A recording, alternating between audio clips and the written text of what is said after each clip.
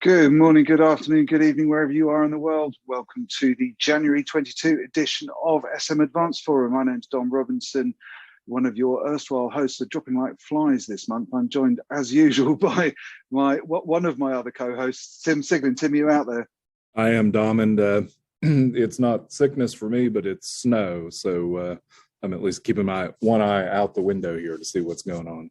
Yes, I hasten to add, it's not actually sickness with the other co-hosts, but they're dealing with sickness all around them. It seems to be, I think the right word is plague. So it's coming like a plague. But I think that might be a bit of a topic for the day, actually, really. I think we possibly do need a bit of a review. And it really is too bad that Mark East isn't here, because I wanted to ask him about one of his Facebook posts where he talked about on New Year's Eve yelling at the Elmo box.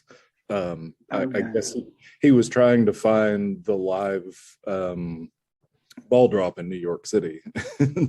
He said yelling at the Elmo box, and I thought, boy, that's a really interesting term for television. Obviously his twins must love Elmo. So well, I'm just going to quickly chip in, because as it wouldn't be snapped without some minor technical disaster backstage, but the LinkedIn live feed hasn't gone live, and I daren't break the YouTube one because it's working, and that's the important one, because we've been running it for nearly 5 years, and I'm quite excited because we're entering our 5th year of doing Snapped, and it's, even though we don't have only 2 of us at the moment as the regular co-hosts, I'm sure we'll be back to full strength next month. But I can't believe how fast time's flown, actually.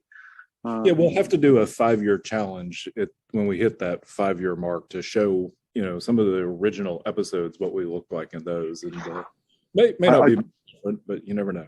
I did look at a few. I've put on weight, which is probably just due to sitting in my office for the last 2 years without moving. So I think that's it's funny looking back on it, because when we started it, it was quite there was a sense for connecting, but purely because we were geographically dispersed most of the time, rather than because we had to connect this way. And now it feels a whole lot more normal to be having these chats with people. In fact, we have one picture, I think, of us at Streaming Media West, where we did it live, sitting in armchairs in the Hyatt lobby or something like that. And I look back at that now and think, boy, that was a real pain to do. It's so much easier to do it virtually. And yes. Also, I think, boy, it'd be nice to get together and do one of these days too. So. Well, I'm a great fan of virtual events. I think it's been I've been to so many more events, missing the networking, no doubt, but I do like the virtual events. It's been nice that they've come to the fore. Tim, why don't you take us in to find out who our guests in the hot seat are this week? Certainly, and we'll start with Anais. Introduce yourself. Tell us a little bit about your time in the industry.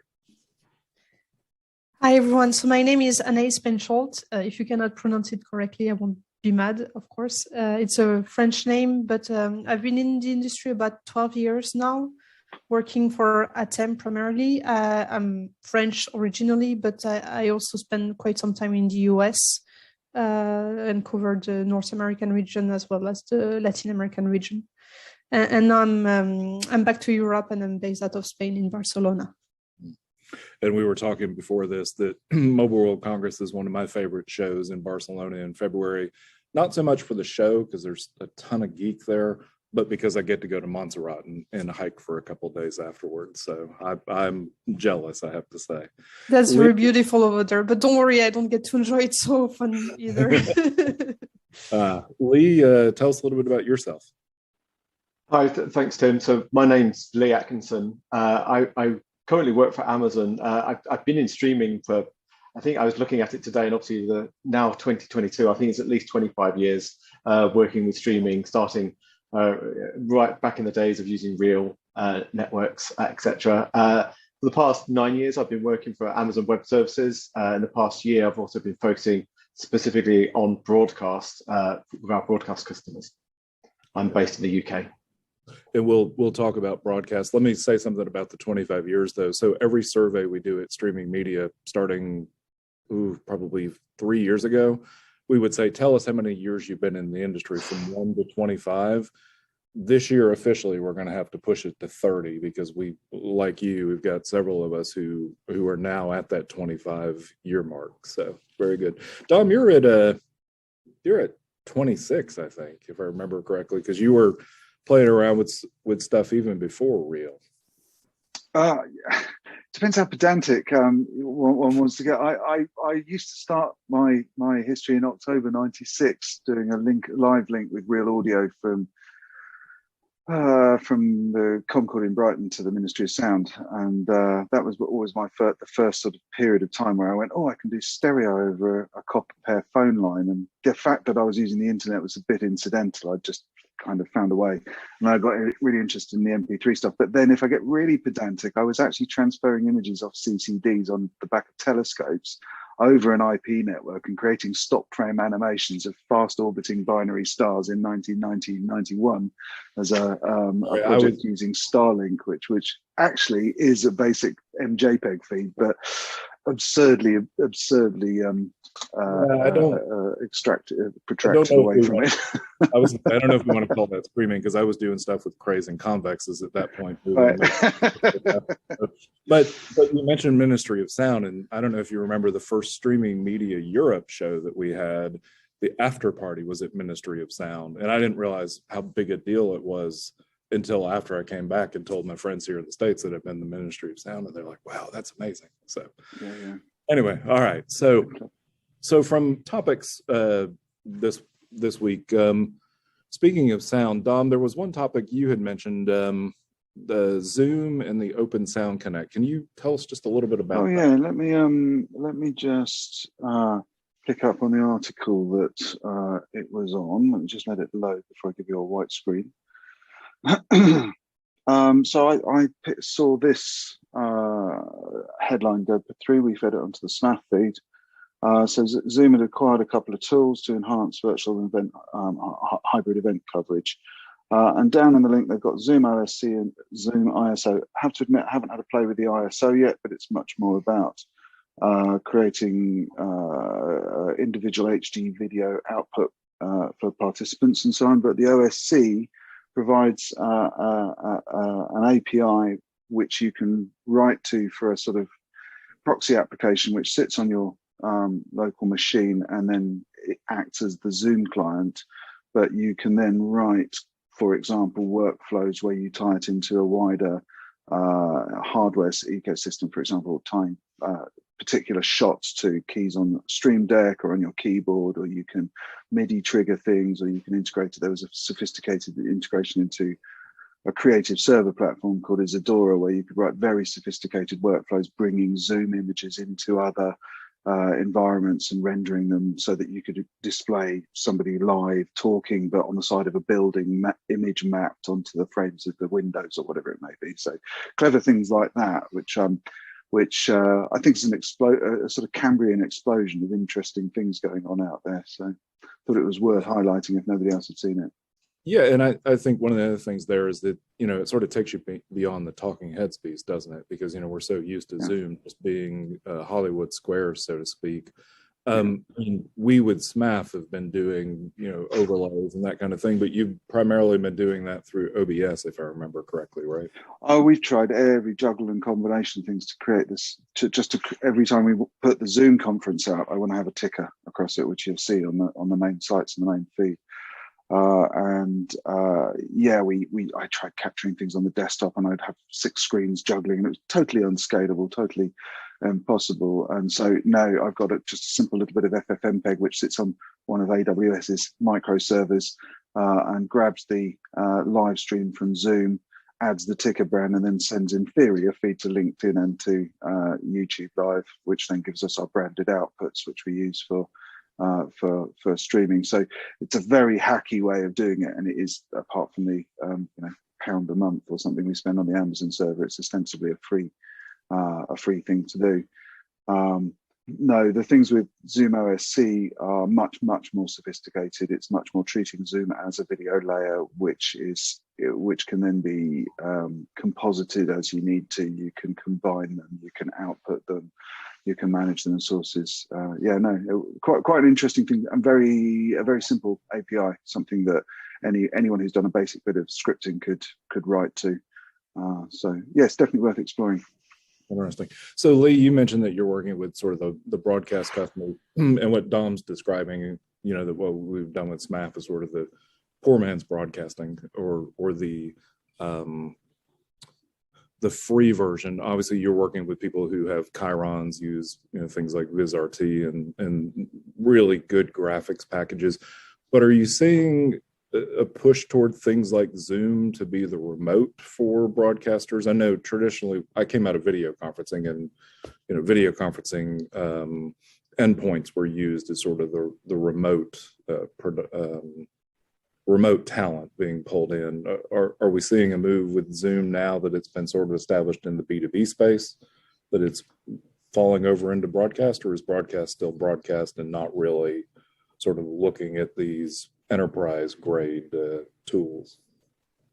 I think what you're seeing is, as you mentioned, there used to be like two camps. So you would have, the broadcast professionals, enterprise consumers, etc. But I think that it's now a range, and I think the broadcasters are open to trying different things. So they don't necessarily have to use the traditional vendors that they've always used. They will look at, depending on the type of content they want to produce, they will look at maybe using something that's cloud native, for instance, maybe not necessarily one of the traditional names in the industry. So it's about using the right tool for the right job. It may not necessarily be one tool is right for all jobs, and so they're more open to using different types of technologies depending on what they're trying to achieve for that particular piece of content. So yes, I think it's opened up the possibility of trying different things. And do you see that? Zoom is dominant clearly in the enterprise space, but then you've got Google Meet and Microsoft Teams and all that. Are you seeing broadcasters sort of pick and choose across those based on whatever, say, the remote location may have, or are they sort of setting down rules and saying you have to use Skype for Business, this particular version, that kind of thing?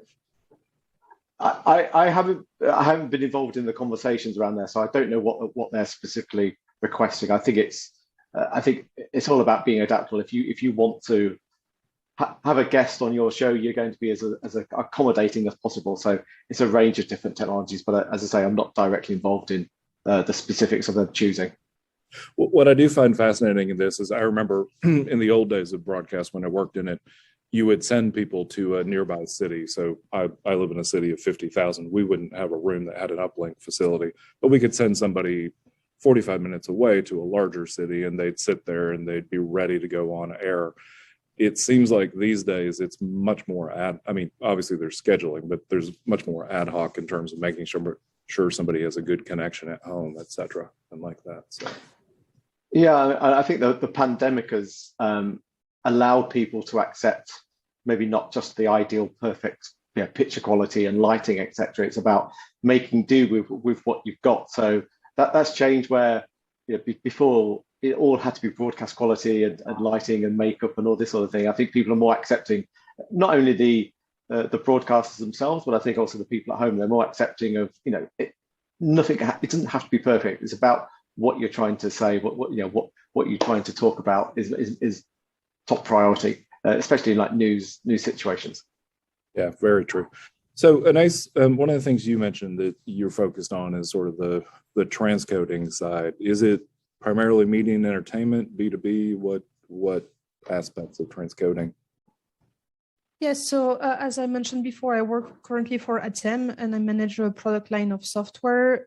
Basically, we sell transcoding solutions or solutions for video processing, let's say, for the video headends of the broadcaster and service providers. In that sense, could be live broadcast, could be VOD, transcoding, and so on, but this is a little bit my focus at the moment. So let's say more broadcast grade content transcoding. And what have you seen the pandemic do to the sort of operations side versus the sort of general B2B? Yeah, well, some things for sure is that we're not gonna run out of things to do with the pandemic. It was already a trend before, but this is even more true today, is the explosion of content we're seeing. So there's more video content to be distributed, more video content to be processed. So this keeps us quite busy. In terms of changes that we saw with the pandemic, I would say, well, people, as Lee was saying, people got a bit more flexible in the way they do things. They're maybe more ready to try to do things a bit more differently, to adapt. And we see, for example, a stronger push or migration to new ways of operation, trying to operate remotely, of course, because at some point we didn't have a choice, and trying to use all the tools that are available to try to cope with the situation. Could be some hybrid type operation with on-site plus cloud-based operations, migration to new ecosystems that are going to be able to give us more flexibility in case for some reason someone is not able to be on site to manage the system and so on. So we see a little bit of an accelerated migration to the cloud, a new way to operate, monitor, and so on the system. And let's say more curiosity maybe, or more push from the traditional broadcaster to learn a bit more about this new way of operating the systems. Okay, very good. So Dom, a couple of weeks ago, you and Adam, Nick Greening of Streaming, were interviewed, and you were interviewed by BBC Southeast, if I remember correctly. Mm-hmm. That's a linear channel. Clearly, those of us who aren't in the southeast of England can't necessarily see that, but you're able to take that content and get it to the rest of us globally. What's your general sense, not looking a gift horse in the mouth, of course, because they obviously gave you a really good platform, but what's your general sense on linear television channels? Do you think we're in the last decade of those, the last 5 years of them? I know Lee will probably have some opinions as well, but I'm just curious from your standpoint, Dom. I always think back to all needs that continuous story that gathers everyone around the fireplace at the same moment. That's what the secret of that curated linear programming is. So for a short period of time, something like, I'm going to pick something I've never watched, but something like the Super Bowl, it's going to be a structured format of some adverts, some backstory, some live action, a bit more review and commentary, back to adverts, and it's going to sort of oscillate in that cycle, and tell a story that's of the moment and means that a lot of people want to gather it. And that itself is linear, and from my point of view, live and really exciting. That the telecoms and the streaming technology pressure at that moment of live has always excited me, and that, oh my God, will LinkedIn Live go live when I start SMAF tonight? And it doesn't. And after many years, knowing the strains and stresses of it, where to place the focus of attention in the moment. And I like that that sort of call to action that Live has. Stacking that up with lots of pre-recorded stuff, and then having 2 hours of pre-recorded content. If it's new, if it's premiere, if it's the first time you can see it, I can see a call to action there. But very soon somebody's going to put on a movie, which I've got in a movie collection on tap, and I don't want to watch right now. So I'm going to switch away and interact in a different way with what I want to watch. Maybe that's another event happening on another linear thing or whatever. So I think linear, in terms of standard curated public broadcast television, has a lot of challenges. I think linear as an experience of hopping from something that's curated for a period of time that engages me to another, then I think linear's got a long future, because I think there are many things that are of the moment, and I want to have a sense that I watch it at the same time as it's happening.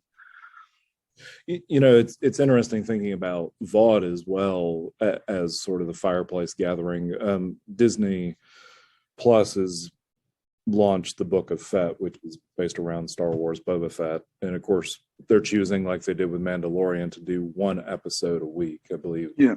So it's come out on Wednesday. I had forgotten, that the episode had come out yesterday until somebody posted on Facebook and said, oh, you have to see this episode. And it does become sort of that, if not gathering around the fireplace, at least the water cooler moment, so that you can engage in the conversation. My girls can't understand why they can't watch all of them back to back. And I had to, I'm trying to explain to a first and third grader what TV was with episodics and what Netflix is, where you can watch the entire season, at one time, versus what Disney is choosing to do. And they look at me like, why? Why not just let us watch it all at one time? But to a certain extent, it is creating that sort of fireplace moment, even if people watch it at different times on a Wednesday, or around the world. Lee, what's your take on linear? I mean, I think it's a very generational thing. I mean, as you mentioned, I think my children don't really get the concept of the linear TV that you have to watch at a certain time. They will watch things on demand on the various streaming services and expect to be able to watch it whenever they want to watch it. What is interesting is in the UK, the BBC had a channel, BBC Three, and that was a linear channel. And then I think it was about 8 years ago, 6, 7, 8 years ago, they decided to move that to online only as an on-demand service, effectively, no longer live and no longer available on terrestrial and satellite, etc. And even prior to that, you had the iPlayer with the big red button for catch-up. So yeah, watching linear. Yeah, but it's taking the BBC Three off being a linear channel seemed like the start of the end of the linear channel, and then fast forward to 2022, and I'm not sure it's in the next month or two. I think it will be returning as a linear TV channel. Interestingly, the BBC see that as a way of engaging with those generations, that the younger generations, to rather than just being on demand. So that's an interesting thing. And also we have fast free ad supported streaming TV. Again, it's a rise of linear TV channels. It's interesting, and I think back to what Don said about being curated. I don't think we found anything that in an on-demand world that really answers like the electronic programming guide. I think we've built in really clever, sophisticated systems using AI to select and suggest what you want to watch next. But I think it's just, maybe it's too complex. I'm not sure. It's a lot easier just to look through a EPG and select a channel and watch something, even though it might be a repeat that you've seen many times before. It's how much do we expect people to have to put in the effort to actually find content rather than just letting the content come to them. Yeah, fair point. Anais, any take on that topic? No, I agree with Lee. In a way, having the possibility to customize and watch everything you want is great, but we all faced, hours spent on Netflix, on other services, trying to find something to watch, and it's a nightmare, and it's time-consuming. And in the end, maybe it drives you away from the service. And yes, let me just put linear TV. At least someone chooses from me. So maybe we're going to see, I don't know if it's the death of linear TV rather than just more customization of live channels made for you, with choice made for you, but pushed to you so you don't have to go through that nightmare of choosing what to watch and try to decide. I don't know, but I think we might reach something in the middle, because too many options is just making it too difficult in the end. Tim, can I just interject a comment there? Something that I've always observed or always felt was a fairly obvious evolutionary pattern in the different types of media as the networks that can carry them have expanded, and we've developed these sort of higher and higher quality multimedia delivery platforms, if you like. There was definitely a sense that at first you had these kind of ad hoc live MP3s got shunted around, or small files got shunted around, and then it became possible to stream those rather than to download and play them. And it took a little while for on-demand audio services to get any foothold, primarily held back by rights issues. Once they'd taken place, and actually in parallel, you had the internet radio stations all evolving, and they all got to a sort of peak with all the piracy issues and then that followed with some sort of settling with both iTunes and TuneIn and kindred sort of services. All happened as a cycle, which then I think got aped with video on demand, video and live streaming. And I think it's just taking a while for the rights issues to get sorted out. Because I remember a long time ago, people coming many times to me saying, we want to do a live stream of BBC One for expats in the south of Spain. And it was only in investigating that I realized that BBC One itself is a rights package, and it's constrained by geography, and the inbound licensing for putting stuff out under the BBC One banner is restricted to broadcast physically in the UK to UK customers. So you can't watch BBC One per se. You can watch BBC World, you can't watch BBC One in another country by any of their rights, otherwise they get into upstream problems. So I think those rights issues of packages of content have just taken a long time to evolve. But over time, BBC One will, I think, progress to, as Sky has done, a sort of all IP strategy, because it scales, it's flexible, and it passes a lot of the onus of the technology out of the core business. In climate world, that becomes scope 3. So well, and even on the licensing side, BBC and the public broadcasting service over here, PBS, they often go in and co-produce things, nature documentaries and that type of thing. So even there, it's a rights question of, you know, can you get both rights holders to agree to allow it to be seen somewhere else too? Yeah. It's interesting that we're talking about EPGs, because the other night we're looking for something to watch and we popped onto the Pluto TV app, and it has what looks like a standard EPG. And I was trying to, again, explain to the girls why we couldn't start at the beginning of each of those shows, you know, because it was 15 past the hour. But what's fascinating about that is, okay, I find the show, it's interesting, I want to watch it.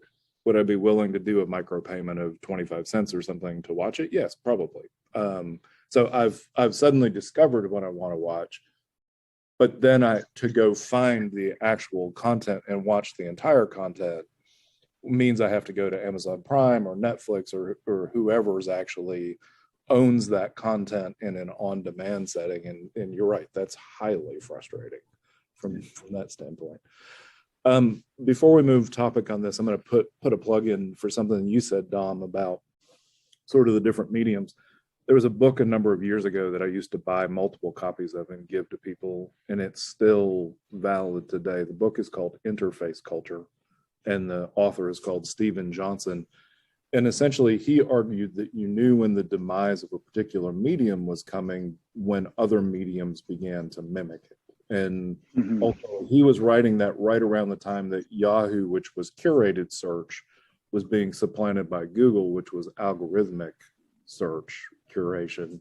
And I think the same is true in the visual media space now. When you start seeing replication online with things like FAST, free ad supported television, it sort of begs the question as to whether that all just moves online and the linear channel from a broadcast standpoint ceases to exist, but not immediately. And his argument is it's typically a 10 to 15 year cycle after that. So one other topic we had was, we sort of touched on it briefly, and Lee, I'm going to come to you first on this. Live production, before the pandemic, everybody gets flown to one city, sits in a broadcast truck, does the live sporting event, whether it's the Super Bowl or the World Cup playoff or something like that. Now we've moved towards sort of remote production. Do we sense that that's going to go away, or that that's something that's sort of going to become more standard even as we reach the end perhaps of this second wave of lockdowns? I think remote production, cloud production, effectively the pandemic brought it forward. So I think it was, I wouldn't say it's inevitable, but I think it was going to happen. There were so many advantages of doing it that way that it was going to happen. But I think there was an element of, we'll get to that at that point. There was no immediate necessity to accommodate and to use live remote production. What the pandemic did was, there was a need. There was, you had to do it because, as you mentioned, you can't really do social distancing in an outside broadcast truck because you're shoulder to shoulder with people. So there was a need to do that, and so that's really accelerated the adoption of live production. And as well as being able to do that during a pandemic, customers realised that there's a lot more benefits to this. You mentioned less travel.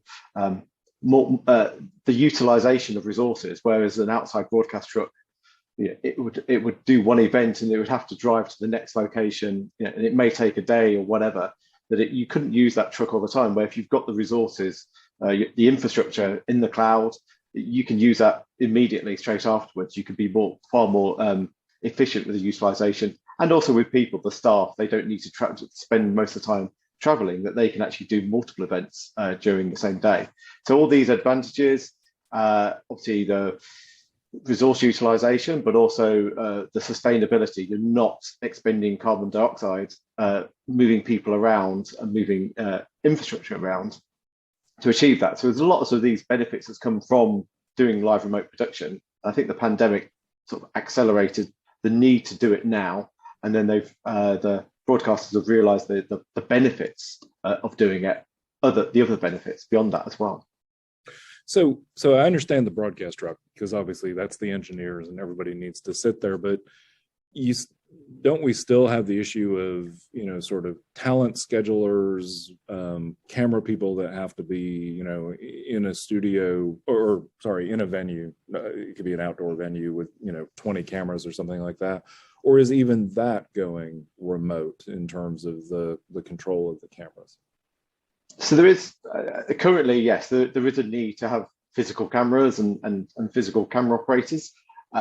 Perhaps in the future, that, you know, things could change with very high definition cameras being able to be, you know, in fixed positions and creating the image from cropping effectively the image within that.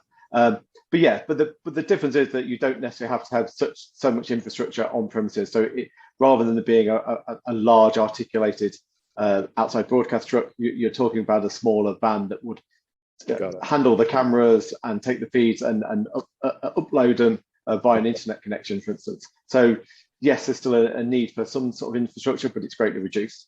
Okay, fair point. Yeah, so essentially what we're talking about is somebody to control the feeds, not necessarily the people having to sit there to do Chiron, graphics, all those kinds of things. Very good. Yes, exactly. And you can have, you know, the commentators, depending obviously if they're in the commentators in a soccer match, they probably want to be in the stadium to actually see the whole picture. But then there's other times when a commentator may be doing it remotely anyway, and it makes it easier if they're doing it at home potentially or at the broadcaster themselves. So Dom, I know that obviously you've done live production as well, and you all had the van. I remember you bringing the van to London at one point.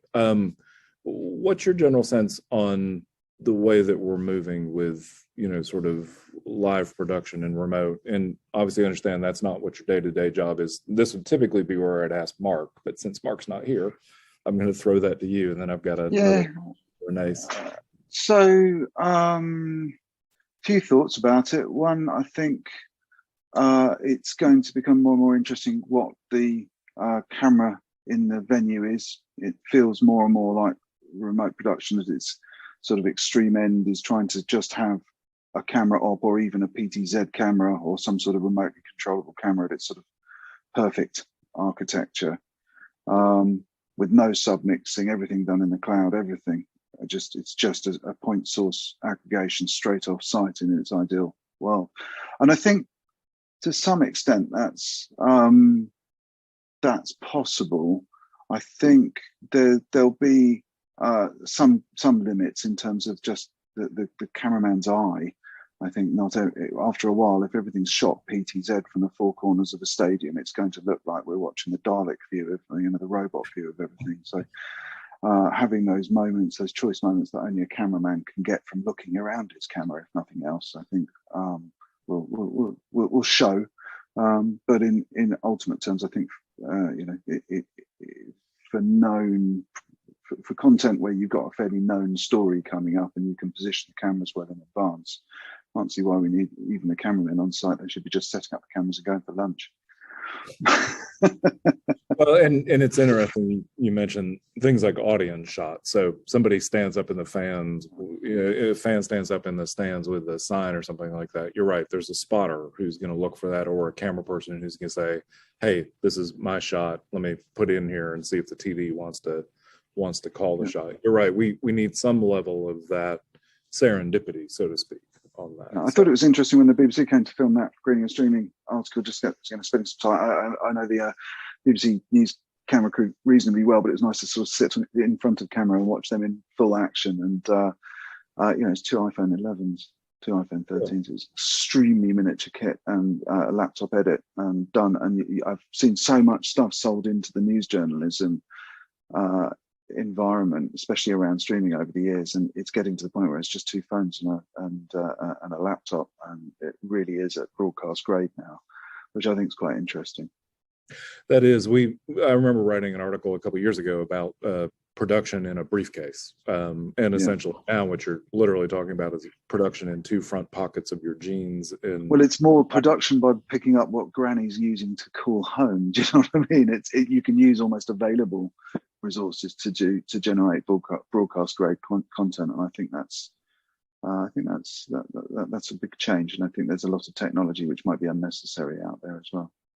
So, Anais, when you talk about transcoding, I mean, are you finding that the customers you're working with are more tolerant with using lower grade equipment, so to speak, or do you see that far back into the production chain? No, I would say, at least for our customers in the chain, we come later, we prepare the content for final distribution. In that step, there's still, a wheel of control, because you're going to want to shrink as much as possible the bitrate to go through the pipes that you have available, and you don't want to destroy the quality while doing so. So on that, I think the customer still strong requirement in terms of the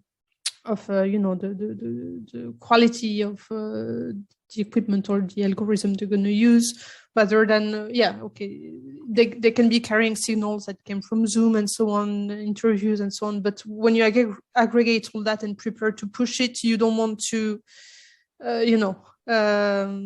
degrade too much, and make sure that your content is still going to be enjoyable and watchable for the end user at the end. So I would say on my segments, this is not something I see so much. And then you also mentioned remote monitoring. Can you talk a little bit about how you mentioned there was a growth from remote monitoring? What kinds of things are your customers monitoring at that point? Well, so we work with customers that have video headends, these big systems in data centers and so on sites. And typically you would have quite a lot of people on site monitoring the feeds, monitoring the equipment. If something is wrong, going to the data center, look at the machine, doing some intervention and so on. So of course, we're not going to be able to replace human intervention when it's required, but with the COVID crisis in some country, the restrictions were quite strict, and the on-site presence was quite reduced. And having so many people in rooms next to the server room watching screens to make sure everything is okay is not something that you actually have to do on site. This is something that can actually be exported, maybe more remote. And of course, if something needs to be done, you're going to need hands and eyes on site to help you out. But with the COVID, we saw a little bit more of demand in terms of trying to find new ways to do the same job, looking at the feed stability, quality, and so on, the system health, looking at, some analytics, some pointers to make sure everything is okay, to trigger actions later on, but not from on-site like it was done historically, but try to do that a bit more remote from different locations, because people were not actually able to go on site to do so. Got it. Okay, that makes perfect sense. Dom, you mentioned NFTs before we went on the air, and NFT, of course, is a non-fungible token. That's at least what the term is. To me, it seems about as opaque as blockchain, and maybe cryptocurrency as well. So do you want to tell us where you see NFT playing into the streaming space? Yeah, it's definitely become topic of the day after AI has sort of really reached its zenith, I think. I have a theory. I think from what I can understand, Andreessen Horowitz particularly are right at the heart of promoting everything NFT. They seem to have created a valley culture around them, or a valley bubble, and there seems to have been, I think, some technology they invested in heavily which didn't really make it with cryptocurrency, and they're trying to repurpose the core Ethereum value of the blockchain. So promoting any single potential model which they can hang off it. And unfortunately, they seem to be going for a bit of a blur between peer-to-peer and the peerless architecture of the blockchain. And using it as a bit of a hook to sell peer-to-peer technologies. So we're seeing decentralized CDNs and this discussion emerging around decentralized CDN, which seems to be entirely anchored on the value of blockchain and always associated with, and oh look, we can do NFT asset tracking as well. But I'm not convinced, because at the heart of it, it seems to be about disintermediating infrastructure, which still ultimately needs to be paid for. And so, however decentralized the sort of credit token within the model is, it's not eBay, but within the eBay tokens within the system of its own sort of definition, there seems to be sort of a tradable platform, but it still also has to pay for an infrastructure to do the streaming somehow. And so I am cautious. I think it's a bubble, and I like to be proven wrong, but at the moment I can't see that there's any particular benefit that having a virtualized ledger of transactions to measure the receipts of something that I actually still have to transact with real money anywhere else is decentralizing anything, or is just simply just another model given a pretty name. So I think it's lipstick on a pig. The one area I could actually see sort of blockchain playing well in the post-production world, and I come out of post-production motion picture before I went into video conferencing and streaming, is, let's say for instance you have a music library that you want to use music in a particular edit that you're doing. You either had to own that music library, own the rights to the music library, or go negotiate it after you did the edit. A ledger that would actually allow me to say immediately as I'm in the middle of my post-production, it's going to cost me 45 cents for every 1,000 people that that view this content.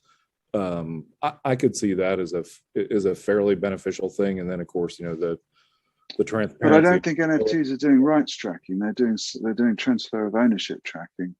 Yeah, true. And blockchain consolidation always takes seconds. It's not something you can do on a frame by frame delivery model basis. So I think it's more about asset tracking at a rights level rather than at a usage level.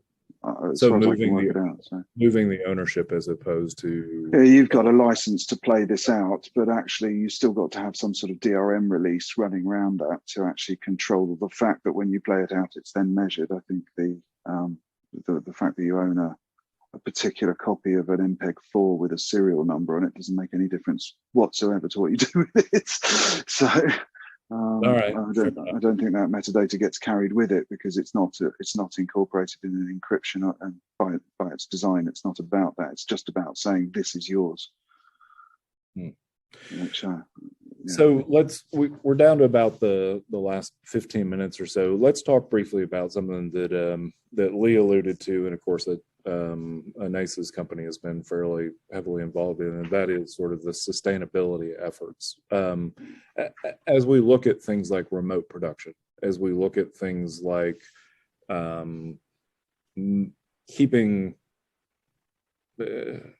the need to move people, what does that do from a sustainability accounting standpoint? Does it offload that to other organizations, and then companies can say, look, it's not, that's not my problem? Or does it actually call for an even deeper sort of accounting? And I'm going to ask you that question, Dom, because obviously that's sort of a greening of streaming focus question. Sorry, so repeat the sort of core of that to me. Sure. So the core of it is, okay, we've talked about how remote production is growing. We talked about the limited, need to move people, and obviously we're moving toward limiting that need to move. But clearly we're replacing it with things like data centers. We're replacing it with, better, more robust, redundant connectivity, et cetera. What I'm asking is are we just looking to reduce the carbon footprint from an accounting standpoint in terms of the number of people that are moved, or are we looking to do an overall sustainability model? And I know that, Anais's company has been heavily involved in greening of streaming, and Lee's talked about sort of the remote production side. So I'm just curious, with your greening of streaming hat on, where do we sit with being able to sort of identify everything within that emissions and sustainability? So definitely there's a complex issue about taking ownership of problems. And at the moment, the last 2 years, I think most of the companies have been trying to flush out everything that they can push downstream in scope 3, which is both good and bad. I mean, bad in terms of it can mean that everyone's claiming net zero, and in fact, they've just moved the problem outside their walls, which is concerning. Good because they've got a much clearer set of internally owned objectives that they can actually handle and do something about. So I think taking ownership, it's important what they've taken ownership of, not what they've balanced off their books. But that said, to actually make a difference, we need to take the whole stock of the power utilization and work together at every level, and that includes not just in our own atomic worlds of what we do specifically with encoding or caching or packaging or running routers or whatever it may be within the infrastructure where we've all got to atomically make those efficient. There are going to be big efficiency gains if we work across the workflows, so that we don't it's no good jumping to a more efficient codec if everything's got to be transcoded and nothing's ever going to be watched. That doesn't actually save any electricity. So we need to be understanding whether we're using just-in-time encoding strategies when we're moving things to the cloud. That's great in some ways because we can concentrate compute load and have a certain managed overhead, which is collectivized rather than everybody having an overhead. But we've also got to put our pressure on organizations like AWS to make sure that they squeeze that availability to where it really is necessary, and we're not just over provisioning to the point that really it doesn't matter. There's always computers on burning power, even if, which then takes you into a complicated world of data attribution. And so far, a lot of the sustainability efforts in streaming have worked out their impact based on data attribution. So if you have an internet connection that, I don't know, gives you 100 gig a month and you watch 1 gig of video, then you've only used 100th of the electricity for the whole time that thing was on for 1 hour of the day. It's very easy to data attribute yourself out of the game, or you can sit there and say, this 30-watt router needs to be on 24/7 for me to watch this stream at any time. It's therefore part of the function of the service. And I think we need to make sure that we don't keep flushing things out without taking responsibility, because at the end of the day, we'll end up with the physicists blaming the electrons and the electrons getting queued up based on whether they're green or blue. And that's going to get expensive in terms of spectroscopy. Unless the green or blue COVID test kits. Yeah, exactly.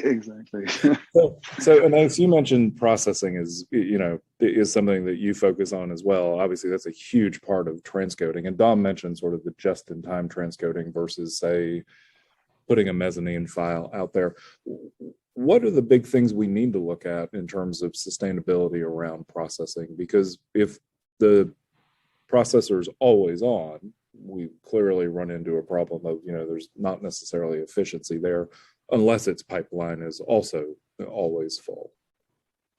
Yes, absolutely. So yeah, in video processing, as you can imagine, it's a process that's extremely resource consuming in the chain in terms of CPUs, RAM, and so on. We use large amounts of resources just to handle this processing. So this is why ATEM has been actually quite involved in the greening of streaming and all these initiatives, because there a few optimization can actually scale quite fast, because we have volumes and we're talking about significant numbers. So what we need to do, and I agree with Dom, if we just flush things out in the chain and say, okay, I'm not doing that, or I'm going to change codec so it's going to be better, but then I'm going to process more intensively, it doesn't work. So we need to set, the parameters. Say, okay, I'm trying to do the exact same thing within the exact same time with the same quality and so on. How can I do it better?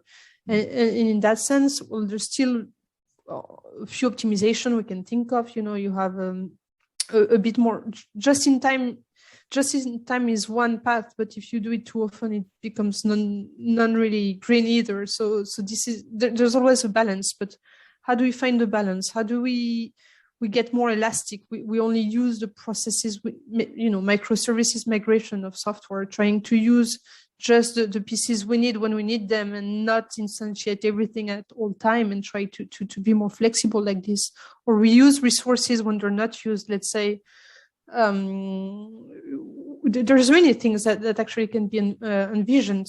Imagine your linear broadcast TV that you're watching during the day, prime time or Super Bowl even. So on that side, you're going to want to, use all the resources full speed and make sure you have the best quality you can obtain and the best user experience. But then comes 2, 3 a.m. You have the pre-recorded show, very few, the audience is, let's say, less engaged. The content is maybe less challenging. Maybe you can reduce a little bit the resources you're spending in broadcasting this content and use this extra resourcing to do something else. Maybe start processing your VOD catalog or do things like that, so that you don't lose this for nothing because there's no eyes on the content, for example. Use some analytics and so on to get flexibility. These are, let's say, not things that we're doing today, but these are things we're looking at, using more analytics, using a little bit more flexibility to try to make a better, smarter usage of the resources we have, or stop using. If you're in the cloud, you have the elasticity to say, okay, I don't need that, so I'm going to release that, and it can be used by someone else. And this is where we're going, and this is what we're trying to do. And not just use a new technology and let the chain adapt and change all the equipment on the chain to deal with it.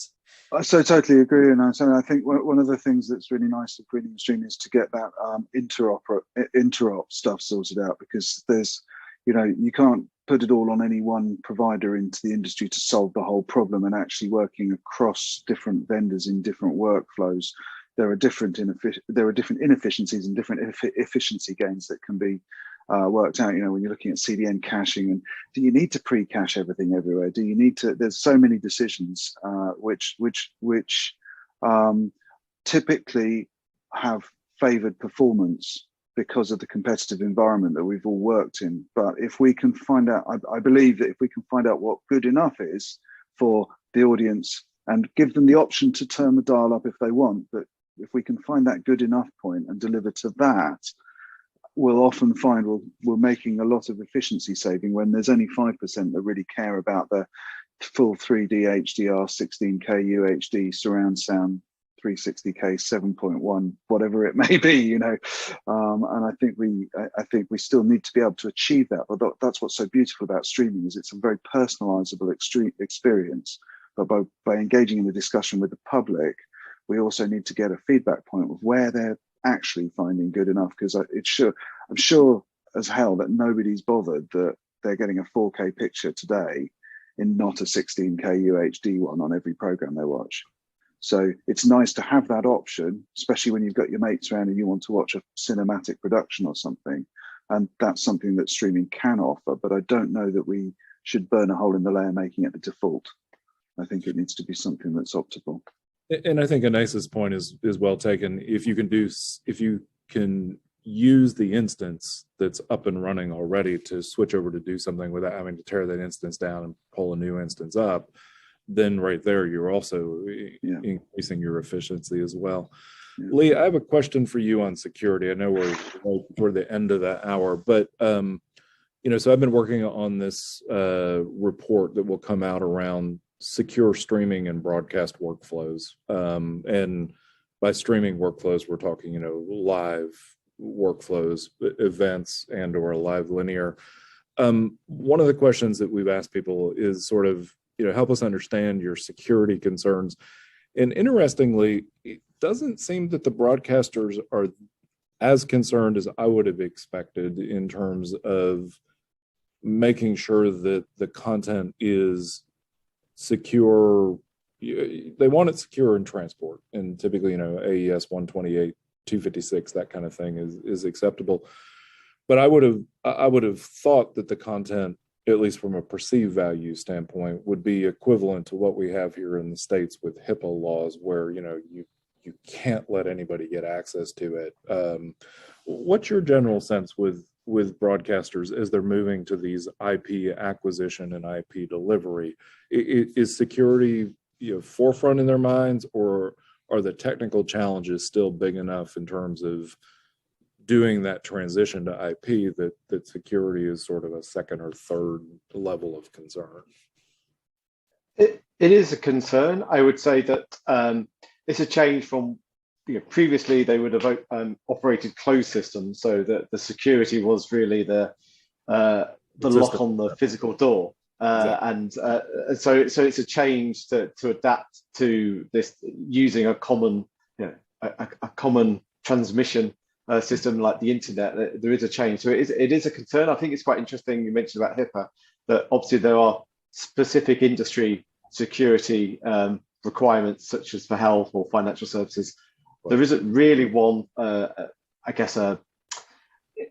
Obviously, there are industry standards, but there's nothing that's enforced, as far as I'm aware, and enforced by government regulation on media content, apart from obviously privacy, GDPR type data. That's an interesting thing. That do we need something to control copyrighted information, or is it the industry that should be left to define those standards, because obviously it's in their interest to protect those. But it is definitely something that the content owners, broadcasters, are very, very concerned about when they're spending potentially millions, billions of pounds, dollars on their rights. It's really important they protect those all the way through, because they could easily lose those rights. The sports bodies, etc., will easily take those rights away if they found as though they're not maintaining a high standard. Right. No, that's a very good point. I hadn't thought about, is the fact that the company licensing the content to them, if they felt like they weren't acting in the best interest of the content owner, that could be a bigger ramification. So, like you, I've not really seen any sort of standards across the board where it's as if the broadcasters must do this. I think motion picture studios have the mentality of our content is so valuable because it costs us hundreds of millions of dollars to create, where maybe the broadcasters, it only cost them $2 million to create a show. And it's not to say, I don't want to say security is not important, but it's interesting to me that there's not sort of a much higher emphasis on security, especially because they're using open standards and open protocols versus, as you said, those walled garden systems that they used to use. So, all right, Dom, 3 minutes. And normally we'd sit here and talk about the shows that we're going to go to, but every show that we want to go to has been nixed. We were supposed to, all have a beer with you at the garden at IBC, and that didn't happen. There are some people at CES 2022 this week, but nobody that I know personally. No, I haven't seen anyone posting anything. It seems like everyone's it's a bit of shock mode at the moment. It's a strange start to the year.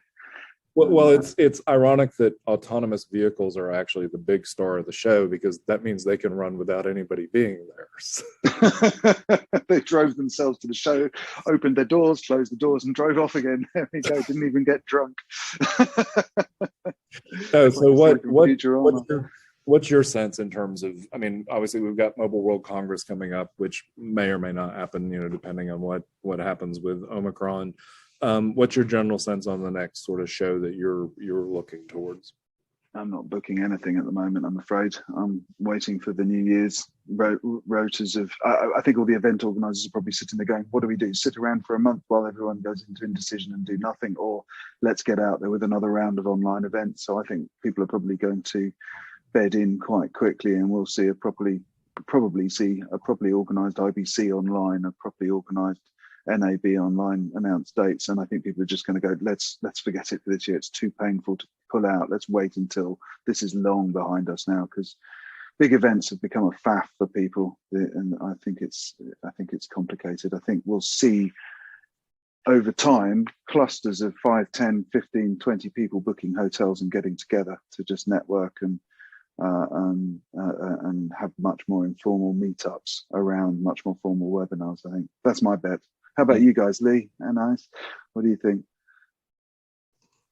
I mean, I've had opportunities to travel, and it still doesn't feel the right time to travel. So I don't know what the events are going to be long time. I mean, obviously all planned for IBC, and it didn't happen.